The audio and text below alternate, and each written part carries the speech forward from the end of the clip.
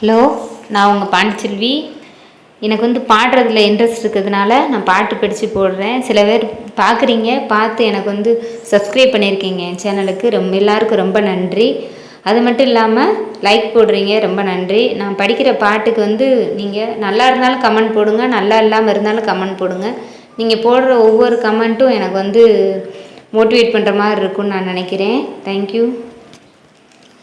சின்ன சின்ன மலர்